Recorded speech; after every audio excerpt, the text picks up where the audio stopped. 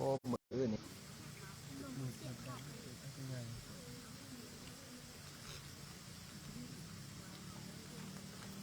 ไฟนะมันไม่ได้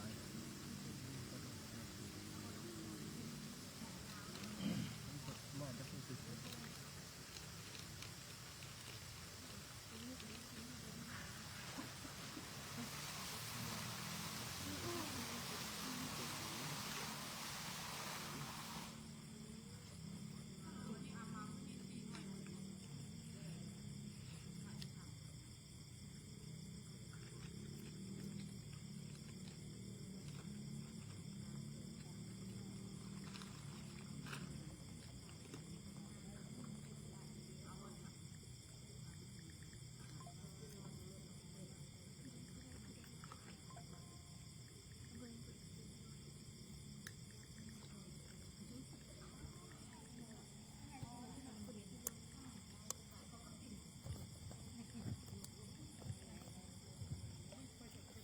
ติดทดสอบพุทโธธัมโมสังโฆ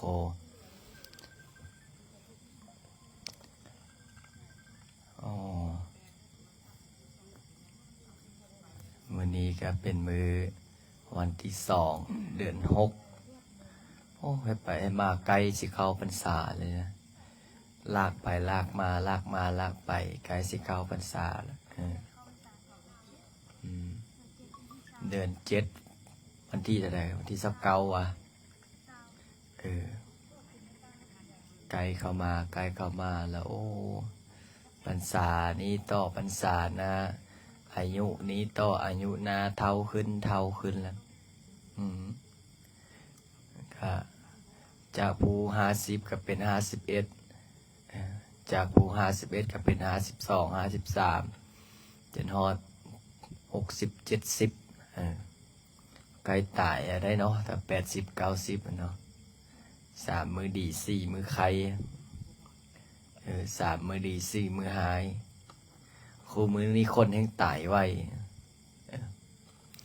คนให้ตายไวได้คู่มือนี้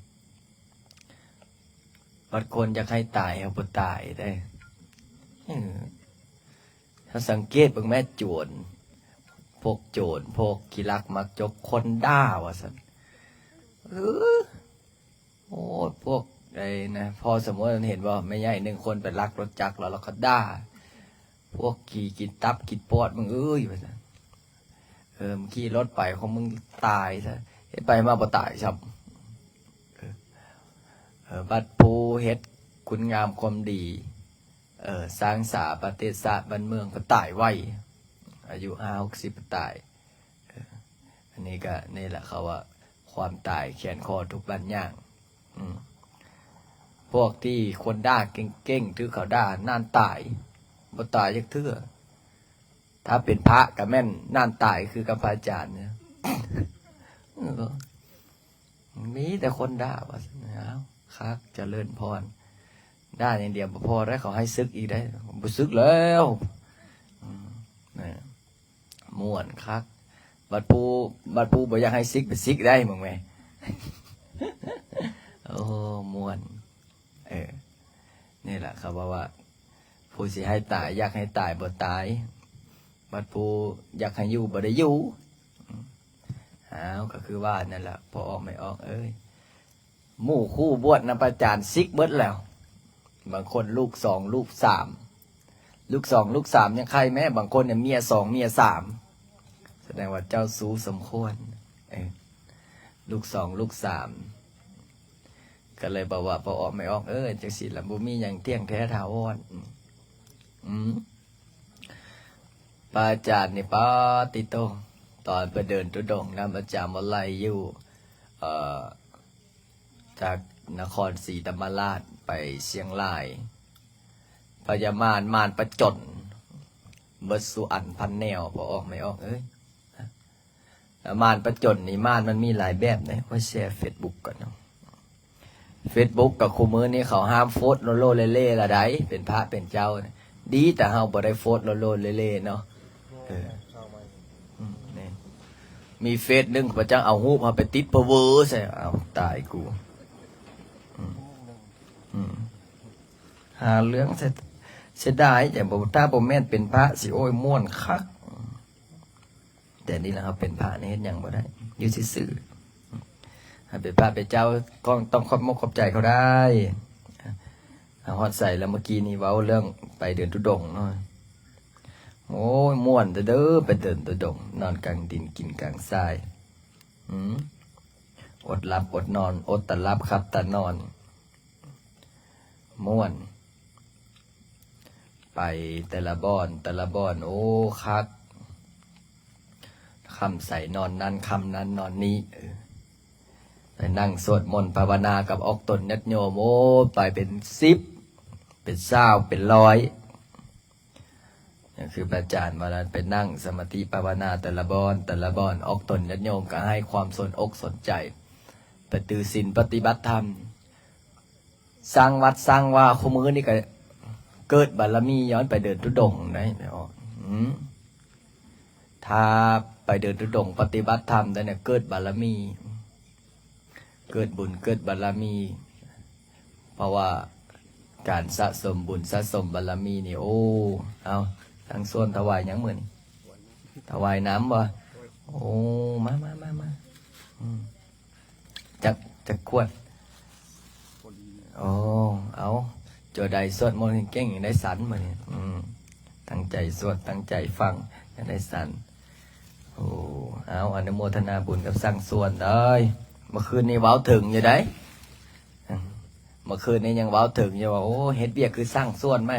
เฮ็ดบ่แล้วจักเทื่อนับแต่ศาลาเหลืองห้องจั่วห้องเนนเฮ็ดต่อไปบ่มีมือจบ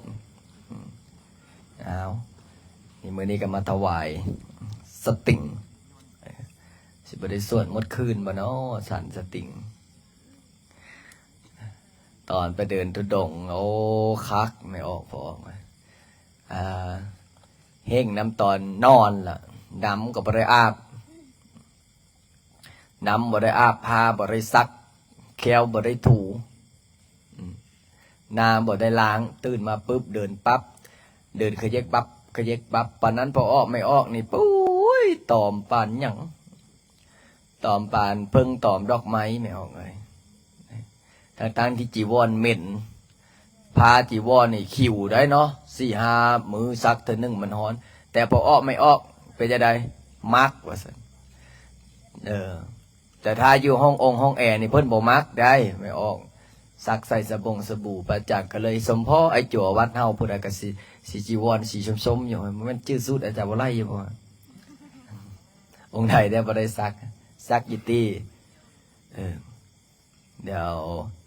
จัดเป็นระเบียบสุขอันพันย่างไปเดินทุดงค์โอ้หน้าผากนี่ก็ลอกได้อันนี้ลอกเป็นเกตดำคือกับพระที่มาละดำแต่ดำมีเสน่ห์ได้ดำมีเสน่ห์ได้ดำทุดงค์ดำปฏิบัติธรรมบ่คือนั่งอยู่ห้องแอร์หน้าขาวๆนี่หน้าขาวๆนั่งอยู่ห้องแอร์หน้าขาวๆนี่มันบ่ได้คัดเก่ากิเลสเด้มันอยู่แต่ในคอมมันอ่านแต่หนังสือแต่มันบ่ได้ปฏิบัตินะแต่พอถ้าเฮาได้ฝึกได้ปฏิบัติมันเห็นอกเห็นใจได้เห็นหมอพระครูบาอาจารย์เพิ่นย่างแต่ก้อนก็ย่างแต่สวรรค์เขตขึ้นมาธาตุหลวงย่างธาตุหลวงย่างเห็นอกเห็นใจเพิ่นด้อยทั้งเจ็บตีนก็เจ็บเล็บก็ทอดบางคนคือพระอาจารย์ว่าแล้วบ่หัวก็ลอกหัวก็ดำเพิ่นฝึกเพิ่นปฏิบัติบางคนบ่เข้าใจไปย่างให้ยังมันเจ็บเอาก็ย่างพระเนาะถ้าบ่ย่างบ่ฝึกบ่ปฏิบัติมันก็บ่แม่นเป็นพระเป็นเจ้ามันต้องได้อดได้ทนคือชื่อว่าพระนี่บ่แม่นว่าเอาผ้าเหลืองมาค้มซะก็ต่อได้มันต้องได้ฝึกได้ปฏิบัติได้คัดได้เก่าเห็นบ่พ่อแม่ครูบาอาจารย์เพิ่นยังบอกว่าเป็นพระเป็นเจ้าเป็นทรงองค์เนรนี่นะมันได้อดทนต้องอดต้องทนอดต่ออย่างอดต่อนี่ละกระแสสังคมกระแสคำเว้ากระแสจิตกระแสใจของเจ้าของเห็นบ่อดเข้าแรงนี่ละเบื้องต้นนี่ละ พระพุทธเจ้าเพิ่นจังให้อดนะขนาดซ้ำว่าข้าวแรงยังอดบ่ได้ภาษาอีหยังกิเลสมัน108,000เก่ามันเข้ามาทางหูทางตาทางกายทางใจกิเลสมันเข้ามานะเห็นบ่ไอ้จัวพระอาจารย์จะพาให้สันกินข้าวมื้อเดียวย้อนอันนี้แหละย้อนได้ฝึกย้อนได้ปฏิบัติพระอาจารย์จะให้ยึดเอาโทรศัพท์ยึดมัดไหนบัดนี้นะยึดโทรศัพท์บอกให้ส่งจิตออกนอกบอกให้ส่งใจออกนอกนี่แหละพระอาจารย์เนี่ยบอกว่าหาได้ฝึกหาได้ปฏิบัตินอนดึกตื่นเช้าสวดมนต์นอนดึกตื่นเช้าสวดมนต์เห็นบอกเมื่อคืนนี่พาสวดอันนั้นชั่วโมงกว่าท่องมื้อแรงไปท่องอีก3 มื้อให้ได้ถ้าบ่ได้ก็จับคู่นี่เอาฝึกเอาฝนเอาปฏิบัติเอาอยากได้อยากเป็นอยากมีศีลมีธรรมอยากมีลูกศิษย์ลูกหาให้ประพฤติปฏิบัติบ่แม่นว่าสมมติว่าถ้าวัดไตวัดเหนือเนาะสมมติว่าถ้าเห็นยาพ่อนึงเพิ่นมีลูกศิษย์ลูกหาสมมติว่าจัวอนนท์กับจัวบุญมีในเมื่อจัวบุญมีลูกศิษย์หลายจัวอนนท์ก็หาทุกวิธีแล้วบัดนี้โอ้กูก็อยากมีลูกศิษย์หลายคือจะจัวบุญมีเด้เฮ็ดจังได๋ก็สวดมนต์ถือศีลปฏิบัติธรรมบัดจัวอนนท์ก็มีลูกศิษย์หลายคือเก่าบัดนี้จัวติ้งบัดนี้เห็นเนาะ2 องค์นี่เบิ่งคือมีลูกศิษย์หลายเด้อว่ะจัวติ้งเฮ็ดจังได๋จัวติ้งนี้เกิดความโลภครอบงำความโลภความงามเขาบอกให้นั่งสมาธิภาวนาตัวเองก็นอนโกนอันนี้ตัวอย่างนะติ้งเอ้ยเสร็จเรียบร้อยเฮ็ดจะได้กับบดังสมมติว่าไอ้ตัวติ้งเฮ็ดได้กับบดังเฮ็ดได้ปะนี่ติ้งหัวมันก็ออกแนวไหม้แนวลายไหม้แล้วจะติ้งโอ้ยได้กูกับบดังกูซิกแพ้ผลสุดท้ายมันเป็นจะได้แพ้กิเลสเจ้าของนี่มีได้บางคนเนี่ยโอ้เฮ็ดทุกวิธีทางคือพระอาจารย์ว่าแล้วว่าบวชน้ำกันหลายองค์ไม่ออกพอออกพาพระอาจารย์เนี่ยโอ้พระอาจารย์ก็ไปน้ำเขาเจ้าแต่ก่อนเนาะเห็นเขาพาไปกราบองค์นั้นก็ไปกราบองค์นี้ก็ไปโอ้หลายสำนักดังๆสำนักปฏิบัติธรรมที่บอกว่ายืน6 ชั่วโมงก็ไปปฏิบัตินั่ง6 ชั่วโมงอดข้าว7 มื้อ8 มื้อก็ไปเฮ็ดอยากเก่งคือเขาเด้แต่ผลสุดท้ายมาบ่แม่นเขาครูบาอาจารย์ว่ามันเข่งเกินไปอยู่แบบธรรมดานี่แหละบ่เฮ็ดผิดศีลบ่เฮ็ดผิดธรรมบ่กินเหล้าเมาสุราอันนั้นล่ะอันดีสุดนี่แม่นบ่บางองค์เนี่ยโอ้ยเข่งปุ๊บอันนั้นก็บ่เอาได้สูตรลดน้ำเนาะบางองค์ก็บ่เอาได้สูตรลดน้ำสูตรลดน้ำกับครูบาอาจารย์เพิ่นพาเฮ็ดพาทำมาแต่ก่อนเด้แม่นบ่ลาสโตวะจรโตวะมโนสโตวะอมโนสโตวะอากีโตวะอุตกโตวะปิชาจโตวะเพิ่นก็พาสูตรลดน้ำมันมีแต่สมัยครั้งพุทธกาลมันน่ะอานนท์เนี่ยพระพุทธเจ้าให้พระอานนท์ไปเฮ็ดน้ำมนต์อยู่เมืองไผ่สาลีนี่บางองค์ก็เอาพระไตรปิฎกพระพุทธเจ้าบ่ได้สอนพระพุทธเจ้าเพิ่นบ่ได้สอนทุกสิ่งทุกอย่างเพิ่นสอนแต่อุปไมยเหมือนใบไม้ในกับมือกับใบไม้นอกถ้าโจทย์ทุกคำสอนพระพุทธเจ้ามาให้หมดสุอันปันแนวเนี่ยโอ้บ่หมดพระพุทธเจ้ายังบอกว่าหัวใจลักๆก็คืออริยสัจ4แต่บางคนยังบ่ฮู้แล้วบ่ต้นไม้นี่มันมีจักแบบมันมีเปลือกมันอย่างสะเก็ดมีสะเก็ดมันมีเปลือกหุ้มแล้วก็มีหนังมีอันนั้นจนเข้าจนฮอดแก้นก้อนสิเข้าฮอดแก้นเนี่ยโอ้บ่ธรรมดามันผ่านหลายชั้นหลายอันพันอย่างนี่แหละคือพระอาจารย์ได้เดินฝึกเดินปฏิบัติคิดบ่แม่1,000-2,000 กิโลนี่เดินตั้งแดดตากฝนกลางค่ำบ่ได้ยืนกลางคืนบ่ได้นอนวกไฟเวิบวาบสุดนึงว่า พระสององค์นี้บ่บ้าก็เมาว่าซั่นเอามันเมื่อยได้นอนต้นมะขามก็นอนแล้ว นอนต้นพร้าวก็นอนแล้วแล้วมันเมื่อยกลางมุ้งบอกกลางเมืองเลยแล้วเนี่ยมันย่างไปมันฮอด11-12 โมงกลางคืน1 โมง 2 โมงกลางคืน3 โมง 4 โมงกลางคืนมันเมื่อยได้บัดนี้ไปอีกนะก้อนหินรับเสร็จเรียบร้อยจุพอออกไม่ออกขับรถมาเห็นถ่ายรูปเอาไปลงเฟซบอกว่าคนหัวลุกว่าซั่นขับรถกายโค้งอันตรายเจอภาพเจอถ่ายภาพได้ปริศนาคล้ายพระธุดงค์แต่ห่าเลย นอนเมื่อยอย่างนั้นนี่นอนแล้วมันเมื่อยย่างเนาะย่างเจ้าคิดมาแม้11-12 โมงกลางคืนนะย่างนี่แหละบ่มีอย่างที่จะพระอาจารย์เนี่ยบอกพระอาจารย์นี่เรื่องเครื่องรางของขลังกับถาวิชาอาคมนี่บ่มีพระอาจารย์บอกว่าบ่ได้เฮียนปานนั้นบ่ได้เฮียนหมู่ยังว่าไปจบมาจากเขมรบ้าเขมรบ่เคยไปจักเทื่อเลยก็เลยว่าพระอาจารย์ก็เลยบอกว่าสวดมนต์ภาวนาเอาธรรมะพระพุทธเจ้าได้ละนี่เอาพระพุทธธรรมะพระพุทธเจ้าได้สวดมนต์นั่งสมาธิภาวนาคักได้นั่งสมาธิภาวนาเห็นบอกพระอาจารย์พานั่งองค์ใดอันนั่งได้5-6 ชั่วโมงเลยโอ้นั่งไปจิตใจมันสงบได้นั่งไปจิตใจมันสงบจิตใจมันเป็นบุญจิตใจมันเป็นกุศลนั่งแล้วมันนิ่งเบาคือพระอาจารย์พานั่งบางองค์นี่นั่งไปคือยุที่แรกๆนั่งไปน้ำลายเริ่มไหลเพิ่นย่างน้ำหรือเพิ่นเมื่อยบ่ฮู้ถามว่าจะเปียกคือนั่งได้ดนแท้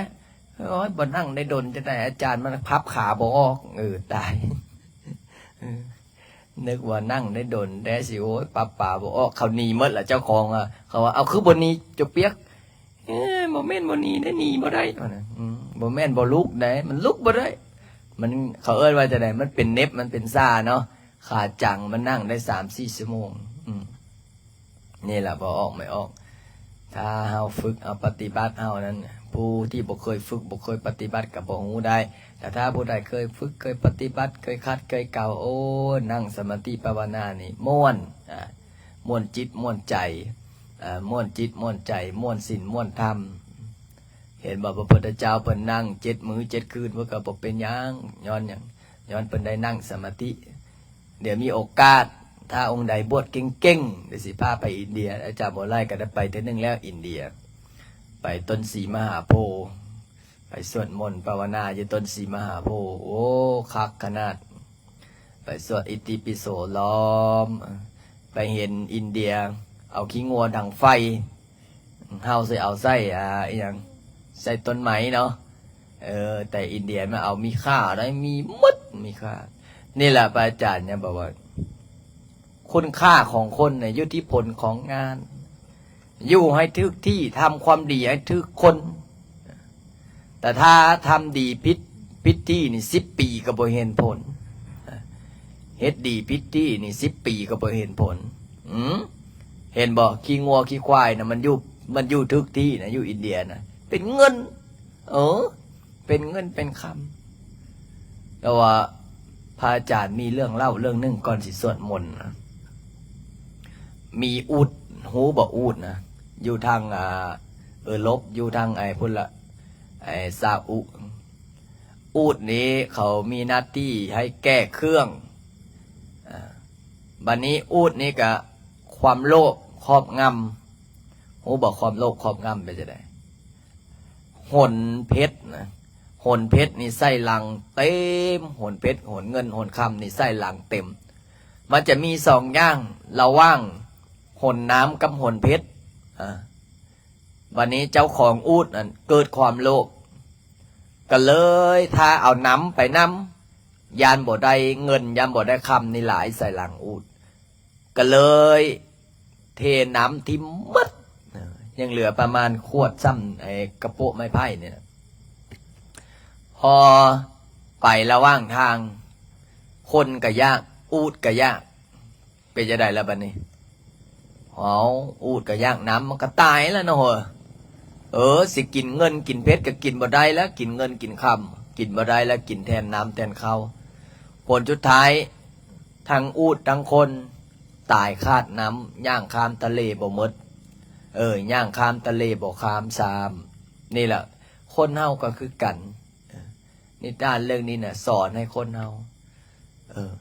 บางคนในโลภเกินไปโลภเกินไปก็เฮ็ดให้ตัวเองนี่เดือดร้อนโลภเกินไปก็เฮ็ดให้ตัวเองนี่ขาดสติขาดปัญญาขาดศีลขาดธรรมถ้าเฮาก็คือสมมติว่าถ้าเฮานี่น่ะเฮ็ดเวียกเฮ็ดงานได้เงินมากับแบ่งกินแบ่งทานแบ่งกินแบ่งทานก็เป็นบุญเป็นกุศลนี่เป็นบุญเป็นกุศลเป็นบุญเป็นบารมีเห็นบอกพระอาจารย์ได้เงินมาพระอาจารย์เอาสร้างวัดแด่ไปช่วยห้องหมอแด่ไปช่วยห้องเฮียนแด่ไปช่วยคนตกทุกข์ในยากคนลำบากเข็นใจผู้ที่ยื่นมือเข้ามาขอความช่วยเหลือเห็นบ่น้ำทอกน้ำท่วมไปอย่างน้อยๆไปซื้อมาม่าปลากระป๋องข้าวซอกข้าวสารอาหารแห้งยื่นใส่ตีนใส่มือเขาเจ้าเขายกมือสูดซอกนี่ย้อนเอาแบ่งกินแบ่งทานนี่แหละครูบาอาจารย์ยังสอนเอาแบ่งกินแบ่งทานเด้อช่วยเหลือสังคมเด้อเนี่ยพระอาจารย์เนี่ยเห็นบอกมีลูกศิษย์ลูกหาติดตามหลาย Facebook เนี่ยคนติดตาม Facebook หลายย้อนเอาเฮ็ดคุณงามความดีถ้าเฮาบ่เฮ็ดคุณงามความดีนี่จ้างคนยังติดตามนะถ้าเฮาบ่เฮ็ดคุณงามความดีนี่บ่มีผู้ใดแล้วกดติดตามเสียเวลาเห็นบ่ซ่องอื่นเนี่ยคนติดตามดำหมื่นดำ2ดำ4-5 แสนดำ7-8 พันดำ10ดำ20ถ้าเฮาเฮ็ดคุณงามความดีพาออกตนญาติโยมไหว้พระสวดมนต์ถือศีลปฏิบัติธรรมมันก็ค่อยติดตามขึ้นจนฮอดล้าน2 ล้านเนี่ยของพระอาจารย์ในตอนนี้นะรวมๆนี่3 ล้านกว่าแล้วเบิ่งไหม3 ล้านกว่านี่ประตูเจ้าคิดเบิ่งพาให้คนเขาศีลเขาธรรมได้3 ล้านคนนี่นะหายากนะครึ่งหนึ่งของประเทศลาวตอนนี้ผู้ติดตามกษัตริย์ทุบุญน้ำพอไม่ออกผู้เพิ่นติดตามผู้เอิ้นว่าผู้ที่มีจิตศรัทธาพระอาจารย์นี่สอนธรรมะนี่สอนแบบง่ายๆคือพระอาจารย์ว่าแล้วให้มีศีล5กับบุญแล้วล่ะมีศีล5บ่ไปด่าไผคือไม่ใช่กิ้มนี่ตั้งใจมาสวดมนต์ไปสิว่าอย่างใดก็ยากกูมาสวดมนต์ภาวนาเป็นบุญเฮาพอชีวิตของเฮามันสั้นวันคืนล่วงไปบัดนี้เฮาเฮ็ดหยังอยู่พระพุทธเจ้าพูดก็ว่าบอกว่าติสิมีเวลาบ่มีเวลาใดนี่เวลานี่ก็ใกล้สิสวดมนต์แล้วนี่นะเพราะฉะนั้นแล้วให้มันทำคุณงามความดีมันสร้างบุญสร้างกุศลมันสวดมนต์ถือศีลปฏิบัติธรรมให้กับเจ้าของเฮ็ดจิตเฮ็ดใจให้ผ่องใสให้เบิกบานให้จิตใจของเฮานี่เข้มแข็งคือพระอาจารย์เนี่ยถ้าบอกเข้มแข็งนี่เลี้ยงลูกโจลูกเนียนบ่ไหวได้ถ้าบอกเข้มแข็งนี่บ่ได้มันต้องเข้มแข็งจิตใจมันต้องเข้มแข็งจิตใจต้องเป็นเพชรเป็นพลอยเป็นเหล็กกาบ่แม่นว่าสิจิตใจเป็นผ้าขี้เมียงบ่เอาได้ผ้าขี้เมียงนี่เป็นจังไดฟันกกไม้กับแววไปทางหญ้าก็บ่เป็นนี่ผลสุดท้ายมันทิ้ง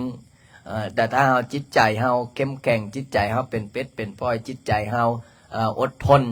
จิตใจเฮาขยันจิตใจเฮามีความอดทนกานี่เฮ็ดหยังก็เป็นไม้ใหญ่ก็สามารถล้มได้นี่คือพระอาจารย์นี่สร้างศาลาเห็นบ่สร้างขึ้นใกล้แล้วเหรอนี่น่ะถ้าสำเร็จนี่เนี่ยเป็นจังไดงามมันก็ได้ขึ้นสวดมนต์อยู่นั่นแหละบัดนี้น่ะอะระหังสัมมาสัมพุทโธอยู่พุ่นล่ะ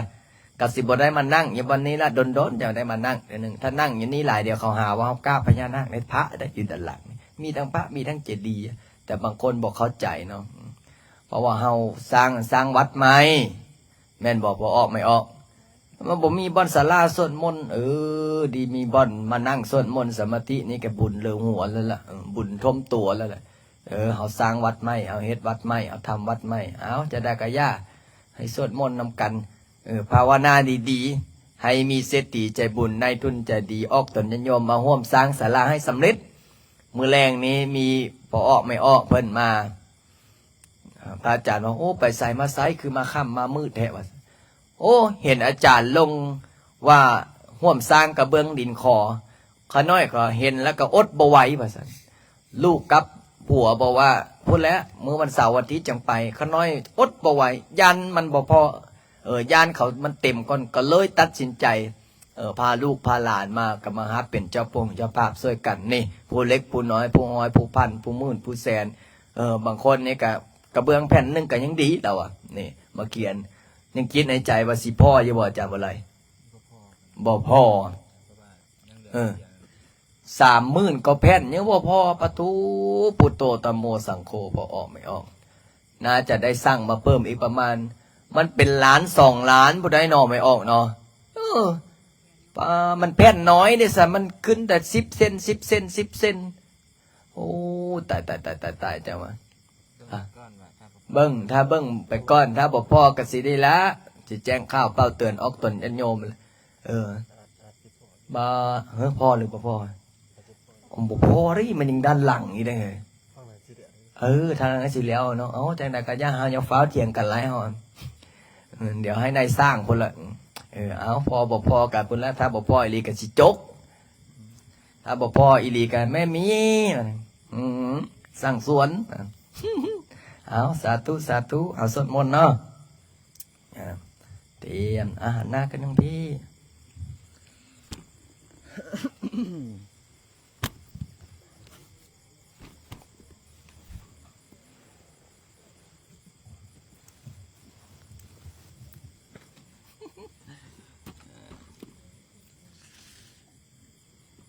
มันบอกพอหลายเลยเตรียมเด้อพร้อมแล้วเนาะพร้อมแล้วครับ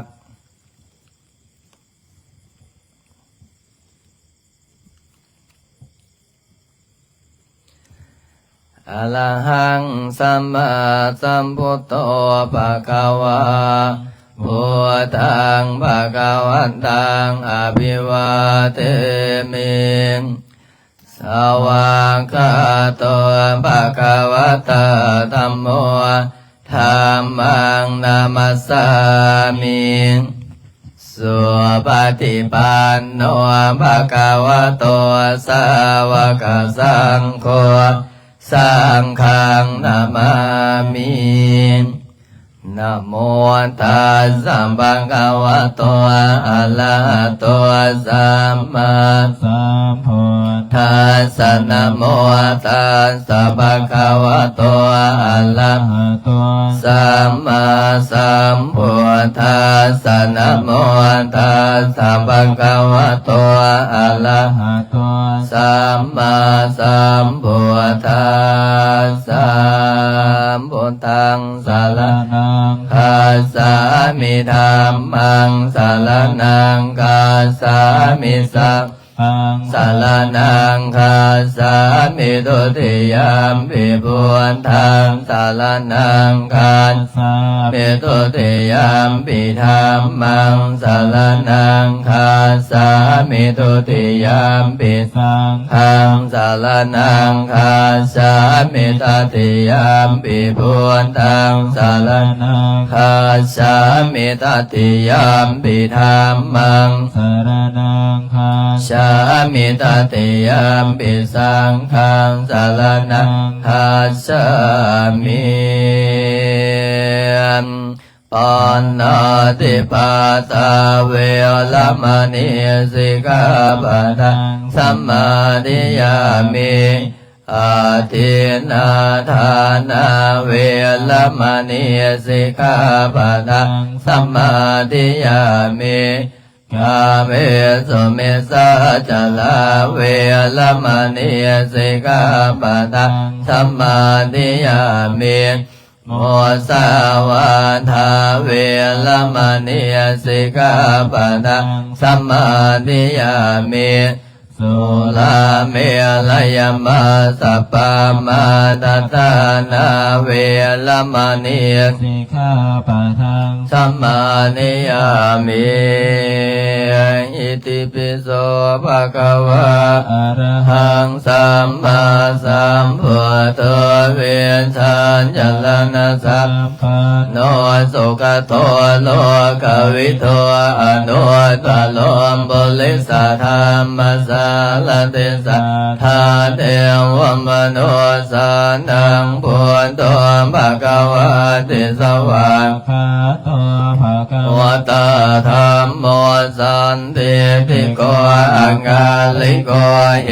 อิปัสสิ สิโกโอมปนัยโกปัจจตังเวริตามโพวินโยเหติสุปฏิปันโนภะคะวะโตสาวกสังโฆโอสุปฏิปันโนภะคะวะโตสาวกสังโฆญาญปฏิปันโนภะคะวะโตสาวกสังโฆสามีจิปฏิปันโนภะคะวะโตสาวกสังโฆยติทังจัตตาลิปุริสโยคานิอันตปุริสัมบุคลาเอสะภะคะวะโตสาวกสังโฆอาหุนายโยปาหุนายโย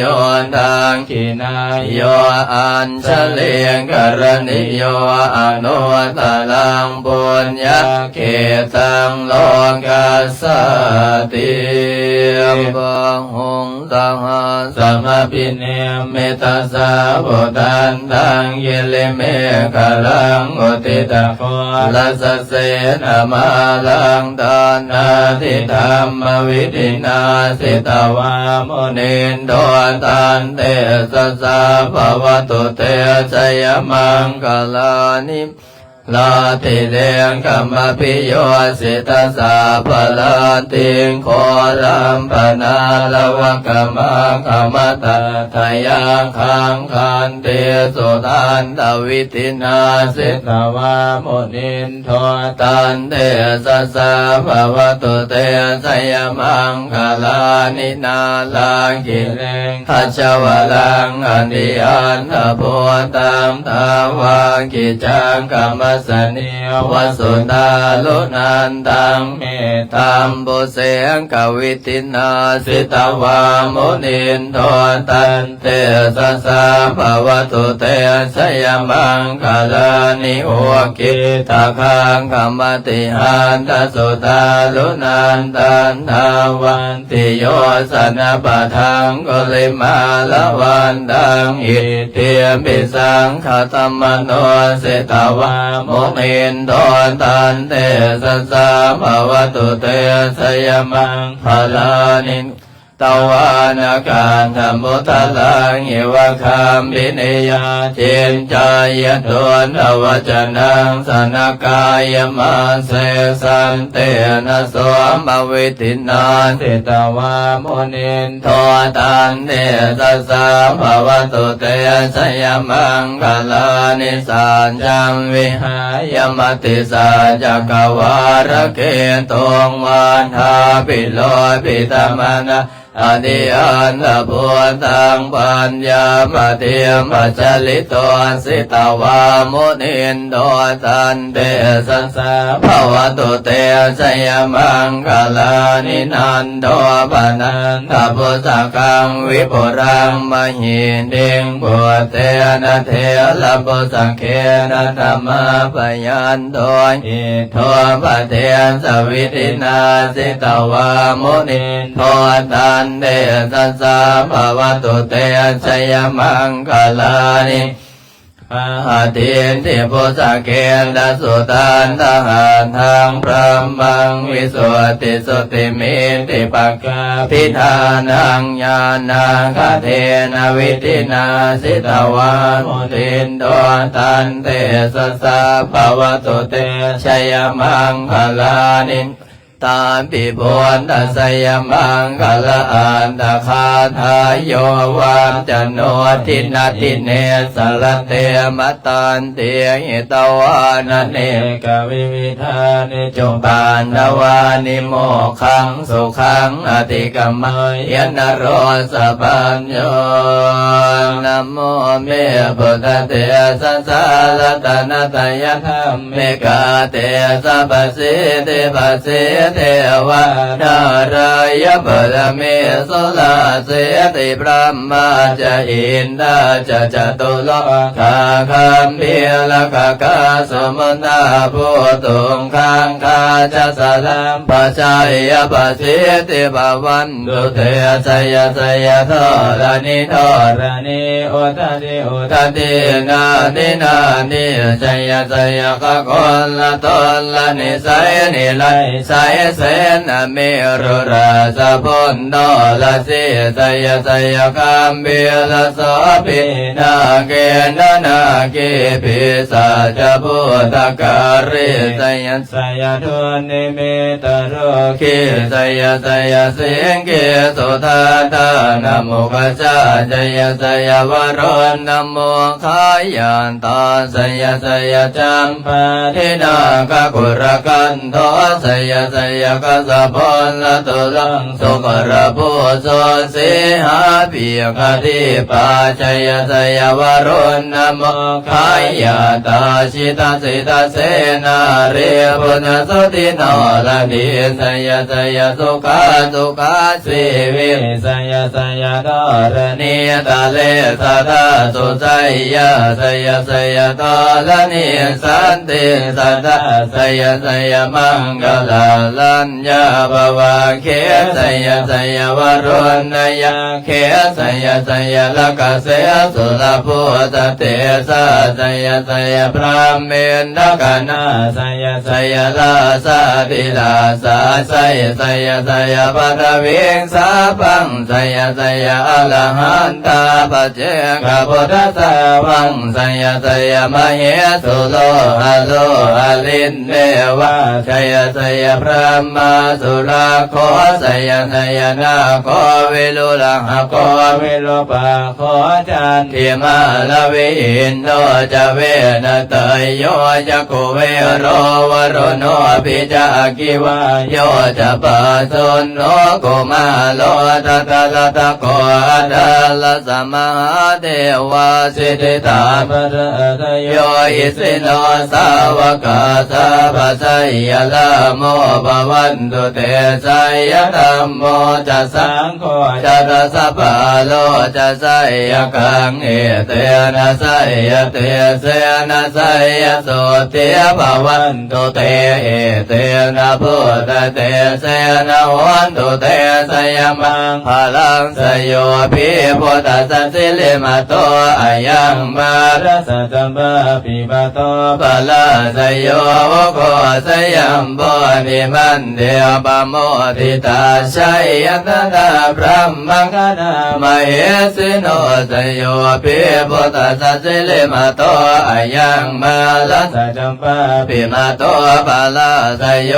โกสยัมโพนิมันเดียปโมทิตาชัยยตตาอินทกนามเหสิโนสยโยภิพุทธสัสสิลิมาโตอายังมารัสจัมปะปิมาโตปาลาสยโยโกสยัมโพธิมันเดียปโมทิตาชัยยตตาสุวะคณามเหสิโนสยโยภิพุทธสัสสิลิมาโตอายังมารัสจัมปะปิมาโตปาลาสยโยโกสยัมโพธิมันเดียปโมทิตาชัยยตตาสุมาคณามเหสิโนสยโยภิพุทธสัสสิลิมาโตอายังมารัสจัมปะปิมาโตปาลาสยโยโกสยัมโพธิมันเดียปโมทิตาชัยยตตาสัพพะมะคณาม มเหสิโนสยันโตโพธิยาโมเลสากยานังนันทิวัตโนเอวังตวังวิสโยโหหิสยาสุสยมังภเรอภราสิตปันลังเกเสเสมัตวิโปภเรอภิเสเกสาปะพุทธานังอาคาปะโตปะโมทเตียสุนังตังสุมังคารังสุภาพาตังสุโหติตังสุขันโนสุมโหโตจะสุญินตังพระมจาริสุปัฏฐกินังกายกรรมังวาจากรรมังปะทักขินังปะทักขินังมโนกรรมังปณินิเตปะทักขินาปะทักขินานิกาตวันนรปันธาเตปะทักขิเนเตอัตราตาสุกิตาวิรุณนาพุทธศาสเนอโรกาสุกิตาโหนทัสสะสัพเพหิยติเบโสนันโตบนโตเยเทวาอสมิงทาเนอริคายุกาสัทธาโหนตุสุกิตาโหนตุสัพพราราคันตุสัพพสัตตานังราคันตุสินาสาสนังยากาจิปัตถวาเตสังสะเพปุเรนโตมโนนาทายุตากาเรปวัสสันโตวาสังวาสาวราคาโรคาจุปาดาวาเตสังนิวาเรนโตจะสามรากายาโสขังจิติโสขังอรหันตุยัตถาลังอิมัสสมิงมงคลจักรวาลทั้งแปดทิศประสิทธิจงมาเป็นละกันแบ่งแก้วทั้งเจสานมาป้องกันล้อมหลอกความตัวอนาตตาลาทเสมานาเกเตสมันตาสัตโยชนะสัตตาสานิพุทธาสารบาลิเขเตลาคันตัวโสลาคันตุอิมัสสมิงมงคลจักรวาลทั้งแปดทิศประสิทธิจงมาเป็นละกำแพงแก้วรันเจสานมาป้องกันล้อมหลอกความตัวอนาตตาลาสเสมานาเกเตสมันตาสัตโยสนะสัตตสหัสสานิธรรมชาลปริเขเตลาคันตุสุลาคันตุอิมัสสมิงมงคลจักรวาลทั้งแปดทิศประสิทธิจงมาเป็นละกำแพงแก้วรันเจสานมาป้องกันล้อมความตัวอนาตตาลา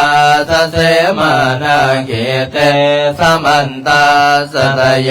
สนะสัตตสหัสสานิปัจเจกพุทธาชาระปริเขเตลาคันตุสุลาคันตุอิมัสสมิงมงคลจักรวาลทั้งแปดทิศประสิทธิจงมาเป็นละกำแพงแก้วรันเจสานมาป้องกันล้อมรอบครอบตัวอนาตตาลาสเสมานาเขเตสมันตาสัตโยชนะสัตตสหัสสานิสังฆาชาลปริเขเตลาคันตุสุลาคันตุภวันตุสัพพมังคลังละคันตุสัพพเทวตาสัพพพุทธานุภาเวนัสสะโสติภวันตุเตภวันตุสัพพมังคลังละคันตุสัพพเทวตาสัพพธัมมานุภาเวนัสสะโสติภวันตุเตภวันตุสัพพมังคลังละคันตุสัพพเทวตาสัพพสังฆานุภาเวนัสสะโสติภวันตุเตสั สัมปิติโยเมวันสันตุสัพพะโลก โควินาศ สันตุมาเตปะวันวันตะลายโยสุขิริกายโยโกภาวะอภิวาท นานาสิริสนิจัง โมตังปัญจนิโนสัตตารโรธรรมวันตันติอายุวันโนสุขังภาลั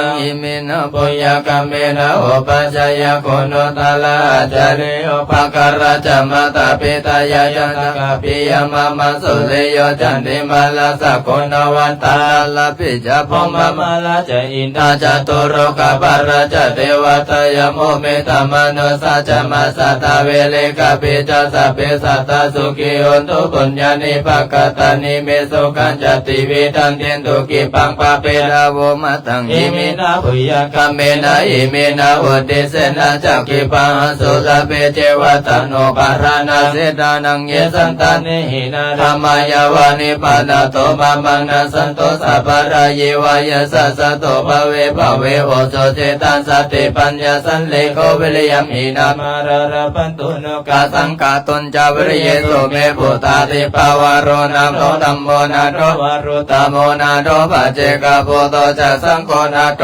ตัรโรมามันเตสุตัมมานุภาเวนะขาสารปันตุมาตุขปัตตาจันนิโตขปายะปัตตาจันนิปายะโสขปัตตาจันนิโสขวันโตสัพเพปิปานิ โนเอ ตาวตาจะอเมหิสัมปะตังปุญญสัมปะนังสัพเพเทวะอนุโมทันโตกัลนิยมาตะโกสเลนะยันตัสสันตังปะทังอภิสัมเมตัสสะโกโอโสจัสโสโอโสจัสโสวัจโจจัสสะโมโตอานาติมันเนสันตุสะโกจัสโสปัลโลจะอาปะกิโจจัสสะลาโอกโวติสันตินดารโย กานิปโกจะอาภาคา โพโกเลสุอนันโนกิโดนาจักโกนันสัมมาจัลเลกินจินาวินโยปัลเลวะวะวะวะไตยงสุกิโนวะเคมิโนอนโตสัพเพสัตตาภวันโตสุขิตตานิกินจิปานาโพตติตัสสะวะทาวะระวะ นาวา เสสะติกาวะเยมาอันตวะมัสสิมาลสะกะอนุกตุลติตาวะเยจะอติตาเยจตุเลวะสันติอวิตุเลโพตาวะสัมภเวสีวะสัพเพสัตตา ภวันตุสุขิ ตาตนาปโลปัลลังนิกูเปทานาติมันเยตกะตตินังจิจิปัญญาโลสนาปฏิคัสสนันนันนัญญาสัตถุกามิโสยมาตายตานิยังพุตังอโยสะเอกปุตตม รังเคเอวังปิสัมปะพุเต เตโสมานะสัมภาวะเยอปาลิมานังเมตัญจะสัพพะโลกัสสมิงมานะสัมภาวะเยอปาริมานังโอตังอัตโตจัตเตลิยัญจาสัมปตั ตั ง ง อ อ เว เวลังอาสัมปัน ตังเดทัญจาลังนิสิโนวาสยโนวายวัตสัมมิกตามิโนเอตัสสันติงอติตยปุมมะเมตังวิหารังอิธัมมะโอเรตินจาอนุปกรรมสิลวัตสเนนะสัมปันโนกามิโสวินัยนะเกตังนะเท สัตตุขปา ส สาย ยปุรานิติติกัลลนียเมตตาสุตังเมตตากัลลุนะโมโตตาโอเปกาสัพเพสัตตาสุขิตาอุตสัพ เปสัตตา เวราวันโตสัพเพสัตตาปยปัสสาวันโตสัพเพสัตตานิกาวันโตสัพเพสัตตาสุขียัตนาวริยา รันโตสุขิ สุขีสัมเปสัตตาสัตตาหุนโตอเวลาสุขชีวิโนขอให้สัตว์ทั้งหลายจงเป็นผู้บ่มีเวรต่อกันและกันจงเป็นผู้ดำรงชีพอยู่เป็นสุขทุกเมื่อเดินกาตังบุญยังบารมียังสัพเพปะเกียพวันตุเตขอให้สัตว์ทั้งสิ้นนั้นจงเป็นผู้มีส่วนได้เสวยผลบุญอันที่ข้าพเจ้าได้บำเพ็ญแล้วนั้นเถิดวันธามิปันเตเตติยาสาพังสัพพะรา เนสุปริติตาสะลิลิกตาตุมหาโพธิงโพธังรูปังสักการังสัสสาวะจัสสะมนัสสะ เทวะ วันตาเมเตตตาคเตสยันเนอาสาเนทาเนขมเนจาปิสัพพะตังวันตามิปันเต สัพพะ อาปราทังขมตมิปันเตมยกตังปุญญาสามินา อนุโมทิตาปังสามินากตังปุญญังมายันตตาปัง สาธุ สาธุสาธุอนุโมทามิวันนามิพันเตกายกรรมวจีกรรมมโนกรรมสัพพะปังโพธังอโหสิกายกรรมวจีกรรมมโนกรรมสัพพะปังธัมมังอโหสิกายกรรมวจีกรรมมโนกรรมสัพพะปังธัมมังอโหสิกายกรรมวจีกรรมมโนกรรมสัพพะปังสังฆังอโหสิกายกรรมวจีกรรมมโนกรรมสัพพะปังมิดามันอโหสิกายกรรมวจีกรรมมโนกรรมสัพพะปังพระภูปัสสะจาริยังอโหสิ สาธุ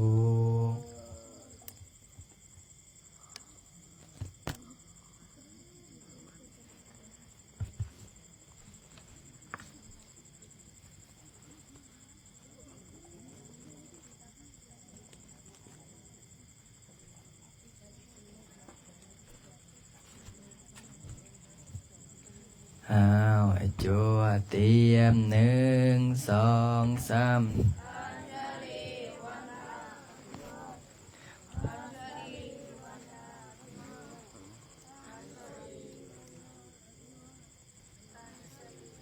โอ้หอนเนาะเฮ้ยโอ้เหือจะไหลเว้ยเหือไหลไข่ย้อย1 2 3